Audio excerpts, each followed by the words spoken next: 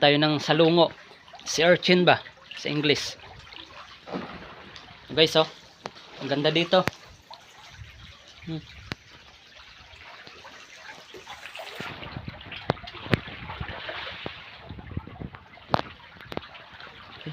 Ang baon namin. Yan si urchin. Yan. Sarap yan. Tapos may kanin. Yan, oh.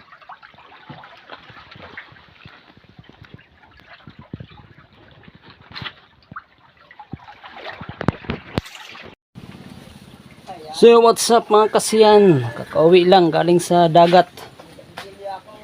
Tapos ngayon meron akong naisip mga kasiyan.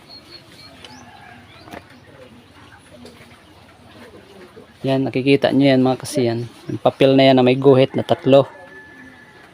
Yan, 6 na guhit. Manghahanap tayo ng i-challenge. Tapos para mas challenge to. Itong may may kuryente, pero di naman siya malakas, lang, tamang-tama lang panggulat. Hanap tayo ng mabibiktima mga kasiyan, kaya samahan niyo ako. Tara, let's go. Para maging liter si siya.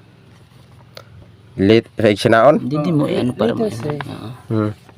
Pero sinaho? Oo. Liters nga. Tapat mo siya kung saan ka nagsimula. Dito na po. Tapat mo siya. Maghihitan mo lang. Tapos kung pa sinaon naman. Hindi man. Hindi na, ganyan lang liter silang. Pero may yan, may oras, 5 seconds. Pag nakuha mo ng tama, may 50 ka. Oh, ito, ballpen. 5 seconds lang ha. Oo, yan na. Hindi na. Sige na. Oh, hindi may matinta, pindutan mo ng ballpen. Sige, tuda he. May ground man. Di po.